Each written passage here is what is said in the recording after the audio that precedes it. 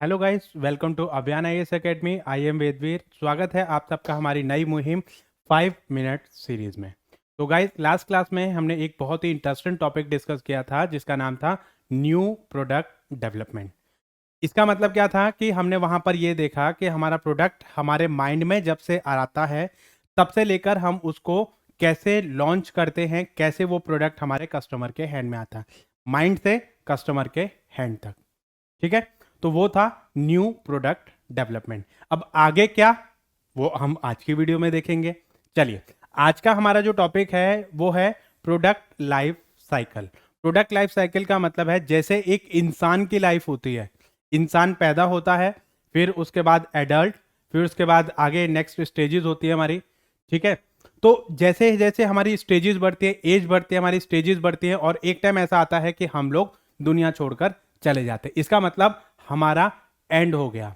हम introduction stage में आए, मतलब जैसे ही हम इंट्रोड्यूस हुए, ठीक है, इस दुनिया में आए, ऐसे ही हमारी ग्रोथ हुई। ग्रोथ होने के बाद हमारी डेथ भी हो जाती है। ये प्रकृति का नियम है, ये प्रकृति का नियम है। ये हर चीज पे अप्लाई होती है, चाहे वो बिल्डिंग हो, प्लांट हो, मशीनरी हो, इक्विपमेंट हो, हर चीज में ये चीज आपकी अप्लाई होती है। तो वही चीज हम आज की डेट में देखेंगे कि जब प्रोडक्ट कस्टमर के हैंड में आ गया, वो कब तक मार्केट में सरवाइव करता है, उसको हम बोलेंगे प्रोडक्ट लाइफ साइकिल। ये हम आज की वीडियो में डिस्कस करने वाले हैं। तो जो लोग हमारे चैनल पर न्यू हैं वो हमारे चैनल को लाइक करें, शेयर करें, सब्सक्राइब करें, और अपने फ्रेंड सर्कल, नॉन रिलेटिव में इस वीडियो को ज़्यादा से ज़्यादा शेयर करें, और वीडियो के एंड तक बने रहें। इसमें बहुत ही इंपॉर्टेंट टॉपिक हम लोग आज की क्लास में डिस्कस करने वाले हैं, जो आपके एग्जामिनेशन और नॉर्मल लाइफ के लिए भी बहुत ही ज़्यादा इंपॉर्टेंट है कि हम कोई भी प्रोडक्ट मार्केट में लॉन्च कर रहे हैं तो उसको किस किस स्टेजेस से होकर गुजरना पड़ेगा। चलिए, तो हम बात करते हैं प्रोडक्ट लाइफ साइकिल की। तो प्रोडक्ट लाइफ साइकिल का मतलब क्या हुआ कि एक लेंथ हो गई किस चीज की, प्रोडक्ट जब से मार्केट में इंट्रोड्यूस हुआ तब से लेकर जब तक वो कस्टमर उसको रिमूव नहीं कर देता है मार्केट से, तब तक। कहां से लेकर, इंट्रोड्यूस से लेकर रिमूवल तक का जो सफर है वो किसका रहेगा, प्रोडक्ट लाइफ साइकिल। पहले वाले में क्या था, आइडिया से लेकर कस्टमर के हैंड तक का जो प्रोडक्ट था वो न्यू प्रोडक्ट डेवलपमेंट में आता है। लेकिन जब प्रोडक्ट मार्केट में इंट्रोड्यूस हो गया, इंट्रोड्यूस होने के बाद से लेकर जब तक वो मार्केट से निकल नहीं जाता है तब तक का जो सफर तय करेगा वो क्या होगा, प्रोडक्ट लाइफ साइकिल। ठीक है, तो यहां पर हमारी 4 स्टेजेस रहेंगी। कौन कौन सी 4 स्टेजेस बहुत इंपॉर्टेंट है हमारे मार्केटर के लिए भी और नॉर्मल लाइफ के लिए भी? कौन कौन सी? इंट्रोडक्शन, ग्रोथ, मैच्योरिटी और डिक्लाइन। इंट्रोडक्शन, ग्रोथ, मैच्योरिटी और डिक्लाइन। इसको हम ऐसे भी लिख सकते हैं, इंट्रोडक्शन, ग्रोथ, मैच्योरिटी और डिक्लाइन, IGMD। कई बार क्वेश्चन आ जाता है कि भाई इनको सीक्वेंस करो, कि कौन सी सीक्वेंस स्टेजेस आपकी पहले आएंगे, कौन सी स्टेज आपकी बाद में आएगी। हर स्टेज पे आपको एक नए तथ्य का सामना करना पड़ेगा, नए फैक्ट का सामना पड़ेगा, और नई स्ट्रेटजी आपको डेवलप करनी पड़ेगी। चलिए, तो यहां पर जो प्रोडक्ट लाइफ साइकिल है वहां पर हमें देखना पड़ेगा कि कब कब हम कौन सा प्रोडक्ट कौन सी मार्केट में इंट्रोड्यूस करें और किस तरीके से हम कस्टमर की अटेंशन को ग्रैप्स करें, क्योंकि ऑलरेडी इतने सारे मार्केट में प्रोडक्ट अवेलेबल हैं। तो उसको छोड़कर कंज्यूमर आपका प्रोडक्ट क्यों खरीदेगा, इस चीज पे आपको फोकस करना है। तो ये चीज आपको देखनी है कि जब प्रोडक्ट हमारा सक्सेसफुली मार्केट में इंट्रोड्यूस हो जाता है तब से लेकर, वो हमारी फर्स्ट स्टेज होती है, और तब से लेकर जब तक वो मार्केट में चला नहीं जाता है या मार्केट से रिमूव नहीं हो जाता है तब तक हमारी प्रोडक्ट लाइफ साइकिल रहने वाली है। तो यहां पर हमें जो है वो ये देखना पड़ेगा, एक एफर्ट्स लगाने पड़ेंगे हर स्टेज में कि हम कस्टमर की माइंड की अटेंशन कैसे ग्रैप्स करें, कैसे हम उसको एक बेटर प्रोडक्ट मार्केट में अवेलेबल करवाएं ताकि हमारा कस्टमर हमसे लॉन्ग टाइम के लिए सेटिस्फाइड रहे, हमारे प्रोडक्ट को अटैच करे और उसको यूज करने में लेकर आए। तो यहां पर जो चीजें हैं वो क्या करेगा, different different life cycle, phase out, ये जो सारी चीजें हैं जो मैंने आपको बताई हैं उसको हम क्या बोलते हैं, प्रोडक्ट मैनेजमेंट लाइफ साइकिल। हर बिजनेसमैन को, हर मार्केटर को ये सारी चीजें देखनी पड़ेंगी कि कौन से फेज में हमारा कौन सा प्रोडक्ट चल रहा है, तो वहां पे हम कौन से प्रोडक्ट को किस तरीके से यूज करेंगे और क्या स्ट्रेटजी हम लोग रखने वाले हैं। तो इन सब चीजों को हम क्या बोलेंगे, प्रोडक्ट मैनेजमेंट लाइफ साइकिल, या नॉर्मल वे में अगर हम बोले प्रोडक्ट लाइफ साइकिल या प्रोडक्ट लाइफ साइकिल मैनेजमेंट।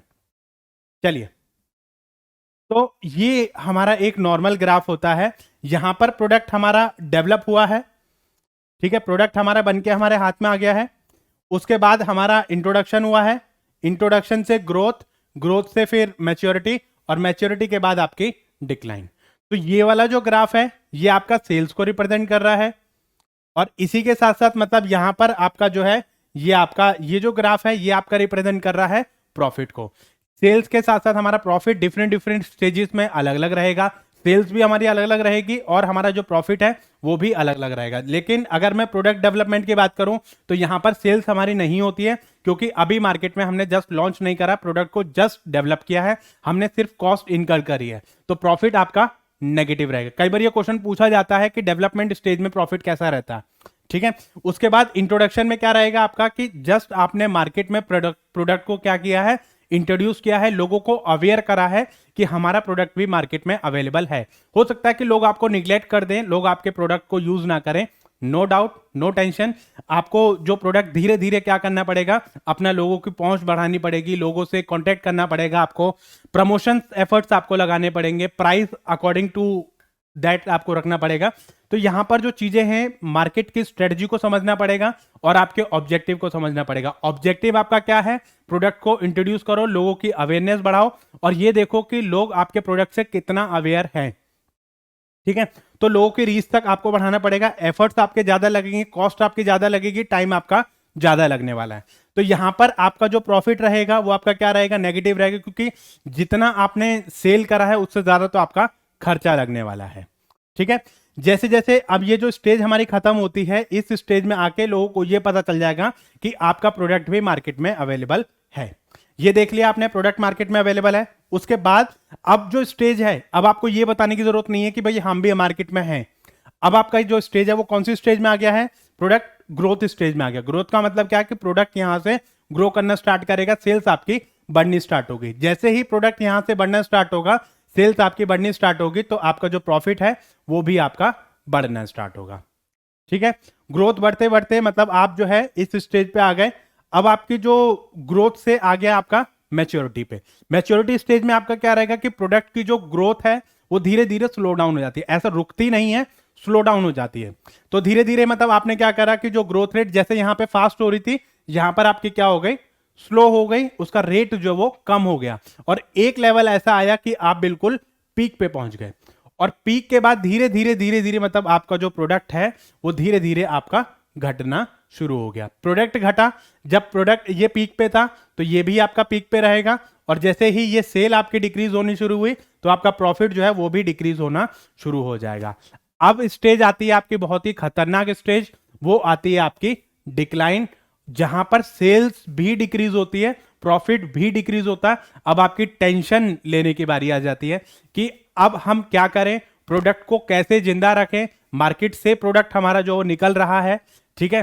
अब ऐसे में हम क्या स्ट्रेटजी यूज करें, तो ये चीज आपको सोचनी पड़ेगी, एफर्ट्स आपको लगाने पड़ेंगे, आपको सोचना पड़ेगा, दिमाग लगाना पड़ेगा, क्या हम मार्केट से बाहर हो जाए या हम नया प्रोडक्ट इंट्रोड्यूस करें। तो ये चीज जो वो आपको बहुत सोच समझ के यहां पर मार्केटर को कदम रखना पड़ेगा। चलिए, एक बहुत ही बेहतरीन कंपैरिजन हम लोग आपके साथ में लेकर आए हैं, जिसमें हम डिफरेंट डिफरेंट स्टेजेस को कंपेयर करेंगे और डिफरेंट डिफरेंट आइटम्स के बारे में बताएंगे कि इंट्रोडक्शन में क्या होता है, ग्रोथ में क्या होता है, मैच्योरिटी में क्या होता है, डिक्लाइन में क्या होता है। देखिए, सबसे पहले सेल्स। सेल्स का मैंने आपको बताया, क्या बताया, यहां पर आपकी लो रहेगी, इंट्रोडक्शन में आपकी बिल्कुल लो ही रहती है, क्योंकि लोग आपके प्रोडक्ट से अवेयर नहीं है। उसके बाद धीरे धीरे आपकी बढ़ेगी और यहां पर आपकी पीक पे पहुंच जाएगी, बिल्कुल यहां पर आपकी जो सेल्स है वो किस पे पहुंच जाएगी, पीक पे पहुंच जाएगी, और इसमें आपकी जो सेल्स है वो क्या हो जाएगी, डिक्रीज हो जाएगी। नेक्स्ट कॉस्ट, इसमें हाई रहेगी, इसमें एवरेज रहेगी, इसमें आपकी लोअर रहेगी, क्योंकि आप बिल्कुल पीक पे पहुंच गए हो। तो जो पर कंज्यूमर अगर आपकी कॉस्ट अगर आप निकालोगे तो यहां पे लो रहेगी, यहां पे एवरेज, यहां पर हाई, और यहां पर फिर धीरे आपकी लो हो जाती है, क्योंकि प्रोडक्ट आपका नहीं बिक रहा है, प्रोडक्ट धीरे धीरे आपकी डिक्लाइनिंग स्टेज में आ गया। तो पर यूनिट कॉस्ट अगर आप निकालो तो वो कम हो जाती है। प्रॉफिट यहां पे नेगेटिव, इंक्रीज, हायर, सबसे ज्यादा जो प्रॉफिट रहेगा वो इसमें रहेगा, और यहां पर प्रॉफिट आपका कम हो जाएगा। कंज्यूमर कैसे रहेंगे, जो सबसे पहले इंट्रोडक्शन मार्केट में ही कंज्यूमर जो प्रोडक्ट आपको एक्सेप्ट कर लेंगे। ऐसे कंज्यूमर को क्या बोलते हैं? इनोवेटर। कई बार ये क्वेश्चन पूछ लिया जाता है कि who is the innovator? Innovator are the person who accept the product into the introduction stage. ठीक है, तो इसको जो है ये चीज आपकी इसमें आ जाती है। उसके बाद नेक्स्ट आता है जो ग्रोथ स्टेज, मतलब धीरे धीरे प्रोडक्ट पॉपुलर हो गया मार्केट में, तब जाके आपने एक्सेप्ट करा, तो उसको बोलते हैं अर्ली एडॉप्टर। उसके बाद आते हैं मिडिल मेजोरिटी, मतलब जब ज्यादातर लोगों ने, मेजोरिटी ने उसको एक्सेप्ट कर लिया, तो उसको क्या बोलते हैं? Majority, middle majority. ठीक है, और उसके बाद होते हैं लैगार्ड्स, मतलब ठीक है भाई मार्केट में बाहर, मतलब प्रोडक्ट बाहर आ रहा है, तब बहुत से लोग उसको एक्सेप्ट करते हैं कि ठीक है भाई डिक्लाइन हो रहा है, ठीक है भाई अब हम उसको अफोर्ड कर सकते हैं। ठीक है, तो ये चीज आपके इसमें आ जाती है।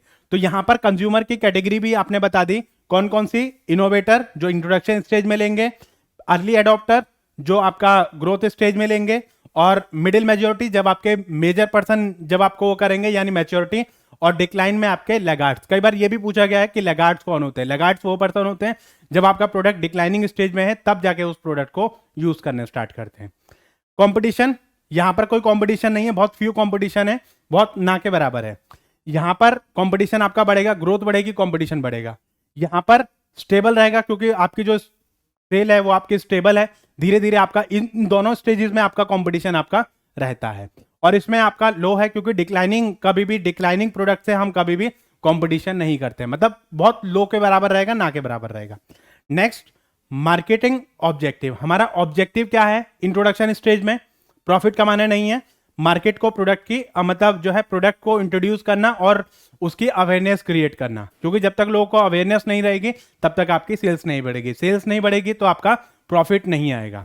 नेक्स्ट, मार्केट शेयर बढ़ाना। प्रोडक्ट की अवेयरनेस खत्म हो गई, मार्केट शेयर बढ़ाओ। आप कैसे बढ़ाना है? प्रमोशन एफर्ट्स वगैरह ये सब चीजें आप लगाओ, ये चीजें आपकी यहां पर आ जाएंगी। उसके बाद कि ठीक है भाई मार्केट शेयर आपका घट रहा है, ऐसे में आप अपना जो प्रॉफिट है उसको मेंटेन कैसे करोगे, ये चीज आपकी आ जाएगी, क्योंकि आप पीक पे पहुंच गए हो, पीक के बाद धीरे धीरे मतलब आपकी जो सेल्स है वो क्या हो रही है? डिक्रीज हो रही है। ऐसे में प्रॉफिट को जनरेट कैसे करोगे, ये सबसे दिमाग वाली चीज है। नेक्स्ट आता है आपका कि यहां पर आप एक्सपेंडिचर को कम कर दो और अपना जो भी आपने ब्रांड बनाई है, ब्रांड के बेसिस पे आपका जो प्रोडक्ट है वो बिकेगा। अगर आपकी ब्रांड अच्छी है, प्रोडक्ट अच्छा है, क्वालिटी अच्छी है, फीचर्स अच्छे हैं, तो आपका प्रोडक्ट डेफिनेटली आपका बिकता रहेगा अप टू सर्टेन टाइम। ठीक है, ये चीज आपको समझ आ गई। Introduction, growth, maturity, decline. अब हम बात करेंगे किसके बारे में कि कंपनी कौन सी स्टेज में क्या स्ट्रेटजी फॉलो करेगी। देखिए, अगर मैं प्रोडक्ट की बात करूं तो कंपनी को कैसा प्रोडक्ट ऑफर करना चाहिए? जो हमारा बहुत ही बेसिक प्रोडक्ट का नेचर होता है, बेसिक नेचर का प्रोडक्ट हमें जो वो मार्केट में ऑफर करना चाहिए, क्योंकि इंट्रोडक्शन में लोग उसी की तरफ ज्यादा अट्रैक्ट होते हैं जो हमारा बेसिक नीड को सेटिस्फाई करता है।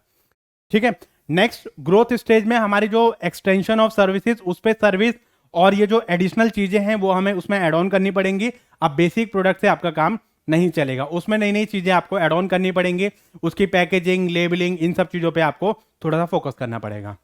इसके बाद नेक्स्ट आता है आपको ब्रांड मॉडल और ब्रांड इक्विटी पे आपको ध्यान रखना पड़ेगा कि ब्रांड आपकी क्या है और ब्रांड के हिसाब से अपना मॉडल जो वो एक्सप्लेन करोगे।